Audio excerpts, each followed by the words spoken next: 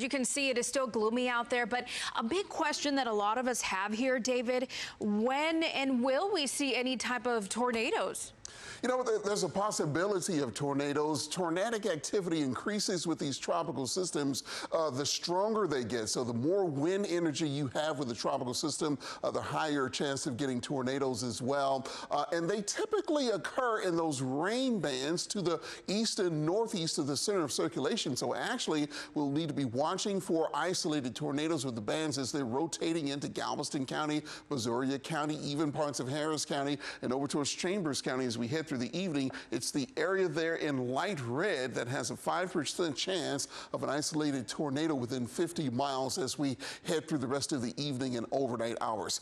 We're most concerned about flooding. There will be some areas of street flooding due to coastal flooding, I should say, due to the storm surge coming in, and that could be as high as 3 to 5 feet from Matagorda Bay up towards San Luis Pass. In addition to that, we're going to have tremendous rain coming in as well. And for that reason, there's a flash flood watch in effect through 7 p.m. tomorrow for the counties that you see outlined in green. So this is not as much a threat for places like Huntsville and over towards College Station and Brenham, but it is a threat along and south of Interstate 10. And the closer to the coast you get, the higher the risk for seeing this type of flooding activity. Outside right now, temperatures are rain cooled in the 70s at this time. We've already had just over an inch of rain in the Houston area. Here's what the winds are doing out there right now. They're gusting to 33 in Galveston, 30 in Angleton, 35 in Palacios. I'll show you in just a moment because the center circulation and those big thunderstorms are not too terribly far from Palacios.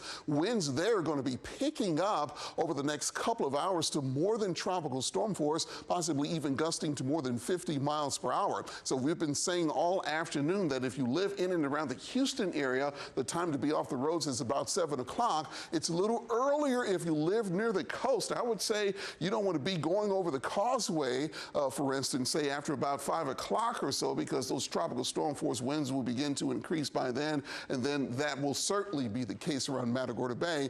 Those winds are about to increase with those big thunderstorms that are sitting just to the south. So what I'm seeing here on Doppler radar at this time is we've got moderate to heavy rain on the coast, but look at this extremely heavy rain band right here, south of Galveston, south of Freeport, south of Angleton, that's working its way up. When this band of rain makes it on shore in a couple of hours, there's going to be some tremendous rainfall rates of between 1 to as much as 4 inches an hour, and that's when we can really start to see the water pile up on the road. So that's the reason why, again, after about 5 o'clock, you don't want to be on the roads near the coast, and you certainly don't want to be on the roads in Houston after about 7 o'clock. The other thing I'm seeing is this spinning area of thunderstorms located right here.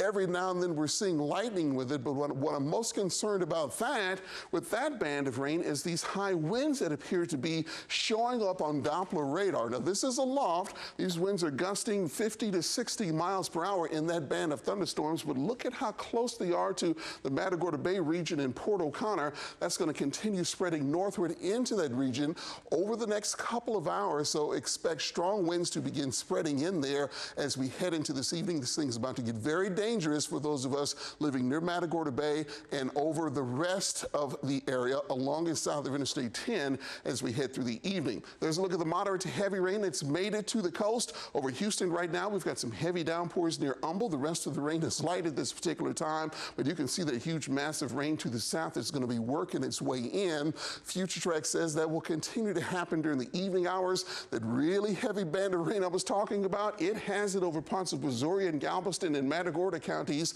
As we get towards 7 o'clock this evening, that will begin spreading into the Houston area at 9, 10 o'clock or so tonight. Once it makes it in, it's going to be several hours in a row, all the way until 6 o'clock in the morning, where you're going to have rainfall rates between 1 and 4 inches an hour.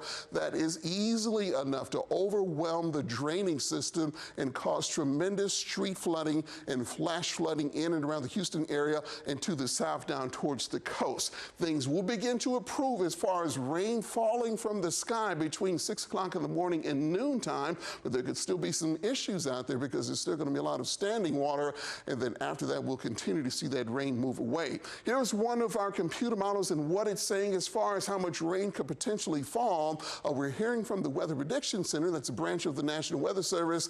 Their job is to forecast extreme rain, and they're saying that there could be some isolated places that get 10, maybe 15 inches of rain, in addition to this widespread 4 to 6 inches. So we've got one heck of a rainstorm headed to parts of the area as we head through this evening. So that will be this evening and overnight tonight. We still got an 80% chance for rain first thing in the morning with that residual band that'll be over us. By the time we get to the afternoon, that rain chance drops down to 40%, and the updated forecast that we have for you calls for 30 and 20% rain chances all the way into the weekend, with highest temperatures making it back to 90 degrees by Thursday. But we're most concerned about this evening and overnight tonight. You don't want to be on the roads in Houston after 7, and you want to clear the roadways near the coast basically between now and 5 p.m. All right, David, and we are keeping a very close eye on this. Another question for you. We're watching those wind speeds pick up to now 65 miles per hour. David, do you think this could become a Category 1 hurricane before making landfall? You know what? The center of circulation is still about 85 miles south of the coast, so it does have time to ramp up into a Category 1 hurricane, but I don't think you will be able to tell much difference between a really strong tropical storm with the winds about 65 to 70 miles an hour and a Category 1 hurricane with winds about 75. Even if it doesn't become a hurricane, we're still forecasting that storm surge and all that coastal flooding near the coast that could be up to 5 feet above normally dry ground at the coast from Matagorda Bay up towards San Luis Pass, and we're still forecasting that rain to come down at rates between 1 and 4 inches an hour, and that is way more than enough to cause the drainage to become overwhelmed and for significant street and flash flooding to occur, and that's most likely to occur from the Houston area to the east, to the southwest, and to the south down towards the coast, not so much well to the north of Houston.